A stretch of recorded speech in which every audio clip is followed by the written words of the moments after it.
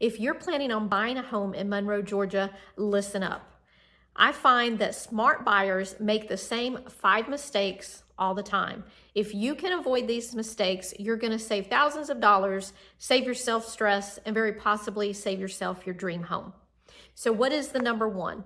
The number one is that you talk with a lender early on and get a pre-approval. Now, there are 2 parts to that. The first part is talking with a lender early on. Whether you're planning to buy a house in the next 3 months, the next 6 months, or even a year away, talking with a lender now could save you money down the road. It could save you heartache down the road. When you talk with a lender, they're going to look at your credit. They may find some things that you were not aware of. Maybe there are some things that need to be cleared up. They also can help you do some things to improve your credit score, which in the long run is going to improve your mortgage interest rate, and it's going to save you money. So that's the first part of talking to a lender. Talk to them early. The second part is you want to talk to a lender to get a pre-approval letter. When you talk with a lender, they're going to gather your financial information, they're going to confirm it, they're going to look it over, and then they're going to let you know how much buying power you have. They're also going to tell you what your monthly mortgage payment would be at that buying power, and we will talk more about that later. Why is your buying power important? Well, usually when people are interested in purchasing a home, they start looking at homes online, right? And you start seeing homes that you love. You fall in love with your dream home. Well, then you get back from the lender that perhaps your buying power was not what you thought it was going to be, or, and this is really important, maybe the monthly payment tied to that buying power was more than what you want it to be. So now these dream homes that you've been finding, you've decided for whatever reason are out of your reach. Now, as you're looking at homes, none match that, right? They all pale in comparison. So you're not able to find your dream home because you've had to let others go. You don't want that to happen. The other thing about a pre-approval letter is when you find the home that you want and you submit an offer, most listing agents are going to want to have a pre-approval letter from you. They want to know that if you're putting in this offer and their seller accepts your offer, that you are going to be able to get a loan for that. So they want your pre-approval letter. If you don't have a pre-approval letter and you're looking at homes, by the time you go back to get a pre-approval letter, there's a chance that someone else has stepped in with a pre-approval letter and got their offer accepted. You don't want that to happen. So getting a pre-approval letter, talking to a lender early on is going to save you heartache down the road. And as I mentioned, it very possibly could save you money. Now, the second mistake that you can avoid is be realistic about how much money you want to spend on your housing, how much money you want to spend on your monthly payment. As I mentioned, the lender is going to say, hey, you have X amount of buying power. Well, once you look at how much the monthly payment is for that buying power, it may be beyond how much money you want to spend.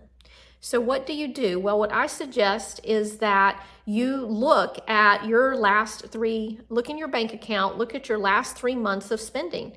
How much money did you spend on housing during those 3 months? Do you want to spend that same amount? Do you want to spend more?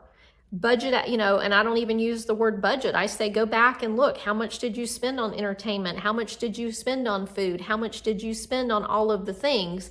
And are those numbers going to stay the same? Are you going to spend more? Or are you going to spend less? You need to know how much money you are willing to spend on a monthly payment. You do not want to purchase a home and be house poor, where all you can do is sit in your house and be sad because you can't go off and do anything because all of your money is going to your monthly payment. Or you're incurring debt because you're spending more than you had the money for on your monthly payment. You want to make sure that you have money for eating out occasionally if you want to. And I don't know if people even go to the movies anymore, right? But what is it that you like to do for fun? You want to know that you've got money left over for that. So you want to go into buying knowing how much money you are willing to spend on a monthly payment and how much money you have to spend realistically. So the third mistake that you can avoid is skipping the home inspection. Monroe has a lot of homes, older homes, especially in the downtown area. These homes are full of charm, of course, and also sometimes surprises. Skipping an inspection just because you're looking at a home and maybe you want to save the $500 that it takes for an inspection, or you're looking around and going, this house looks like it's in good shape, we don't need an inspection. Even if a home looks to be in good condition, there can be hidden things that you're not aware of. There can be hidden things that the seller is not even aware of. And these things could cost you thousands in repairs later if they're there and you don't know about them ahead of time. So spend that $500, get you an inspection so that you know what it is that you're getting into in the house. All right, number 4, ignoring the local market data. So every city around Monroe, you've got Loganville, Social Circle, Bethlehem, we've even got Athens. The markets can all be different, right? Some could be heating up, some could be cooling down, some could be stable. If you don't understand the market in Monroe, then there's a chance that you may put in maybe an uncompetitive offer on a house that you love. You insult the seller, you don't get your house because you're thinking that you should be able to get that lower price because you don't know the market. Or the other thing is you could go in and overpay. You don't want either of those things to happen. So the way to avoid that is to use an agent like me who knows the Monroe area, who studies the market and understands what is happening in this market. Mistake number 5, and this one can be sneaky, and that is waiting too long to act. Buyers think that they've got time, especially if there's a house that's been sitting for a little while. Maybe you're waiting for that, or maybe it just came on the market and you're waiting for the seller to drop the price, right? Or you're waiting for interest rates to go lower. Waiting for a $10,000 price drop could cost you $25,000 if you're waiting for mortgage interest rates to drop, right? Firstly, we don't know when that's going to happen. And secondly, when the interest rates drop, we believe that buyers are going to come out of the woodwork and there's going to be a lot more competition and you're going to end up paying more money for the house than you would have if you had gone ahead and gotten it now. The other thing is in waiting, somebody else may slip in and get it, right? And if you don't care, then that's fine. But if this is a home that you really love and it's the one that you really want, you don't want to wait for somebody else to slip in there and get it. So if the numbers make sense now, don't let the fear hold you back. Now I'm going to throw in a number 6 here. And this is a problem that buyers make, and they don't research a neighborhood or an area carefully. If you've got kids, children, or they're going to be children soon, are you researching the schools? And I think some people think, well, shouldn't my realtor do that? Is my realtor going to show me homes that are not in maybe what you think is a good area or something like that? Legally, we as realtors are not allowed to steer you towards certain neighborhoods or away from certain neighborhoods. I can give you websites where you can go to and you can look at the schools, you can look at the crime rate, but you've got to come up for that decision yourself. The other thing is, you really want your own opinion here, I guess.